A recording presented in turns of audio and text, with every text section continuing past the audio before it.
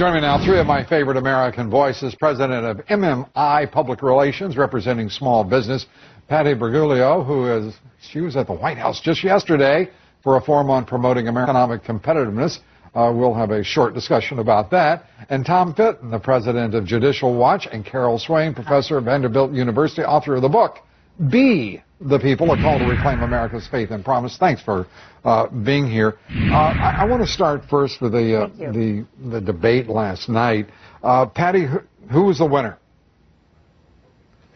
I don't know. I couldn't tell Perry and Romney apart. They just looked exactly the same, and they talk the same, and they both have books, and I just can't tell them apart. And then I look at Huntsman, and he looks like he's made up of spare parts from Romney. So I don't know. I can't tell you. Tom? Well, I like to talk about losers. I think Perry lost. He made Mitt Romney sound like General Pershing chasing Pancho Villa across the Mexican border. I mean, Romney ought to be very nervous about his conservative flank, and Perry hands him this opportunity to sound hardcore on immigration. It was an extraordinary development. What do you think? I think for Perry, you can stick a fork in him that it's pretty much over. And I believe that if the Republicans think that they're going to defeat an incumbent president, they better find someone else to run. I like Kane's comments. I think he would make a great vice presidential candidate. But I do believe now, why is he relegated to vice president? I mean, the man makes a lot of sense. He's got a lot of appeal. Because I think that would be difficult for him to overcome the inexperience factor. We've already experienced with inexperience, then it doesn't work. You can stick the fork in that inexperience thing. It doesn't work. But well, Perry's got another problem, Patty, and that is this case down in Fort Worth, Texas. A 14-year-old gets into trouble, is suspended because he says to his friend that I'm a Christian and I don't believe in homosexuality. It's wrong. The teacher orders him to his office and he's suspended. It's been overturned since. But, I mean, this Fort Worth High School, what do you think?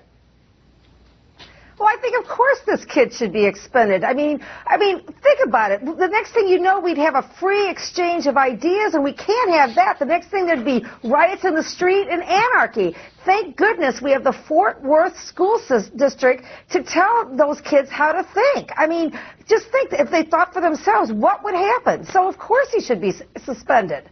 Well, you're the expert here, Tom. Your judgment.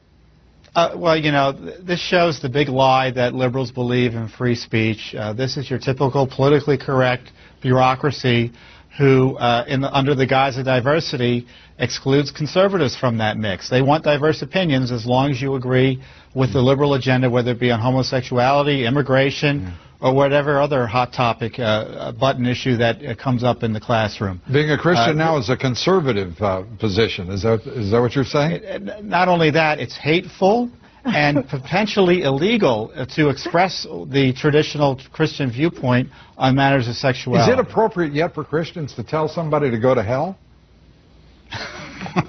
I'll ask you that, Professor. Well, we're already there in some ways.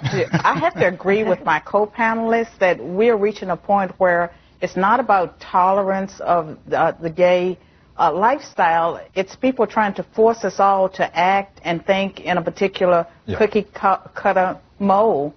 And it's very dangerous. Our college campuses have become dangerous places for Christians and anyone that's conservative. Yeah, in turning to the other problem that Perry's got here, and that is his views on illegal immigration.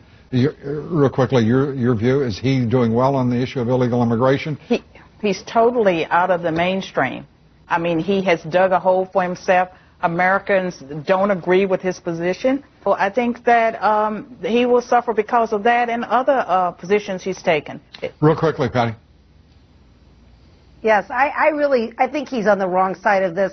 What we need to do is we need to be handing green cards to these kids who've gone to school, who come from other countries here, they go to college, and that they're leaving with great degrees, but they can't get into this country, yet they've got great four-year degrees, but instead we're giving them tuition breaks down in Texas. It's just completely backwards. And then if they're arrested, we're going to let them get out of being deported. It's outside of what most Americans want.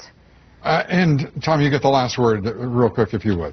Well, conservatives understand if you subsidize something, you get a lot more of it. And you subsidize illegal aliens like Rick Perry has done in Texas with in-state tuition benefits. It's really outrageous that the great state of Texas is standing its reputation by misusing tax money to undermine the rule of law. All right. Tom, thank you very much. Patty, thank you. Carol, Thank you.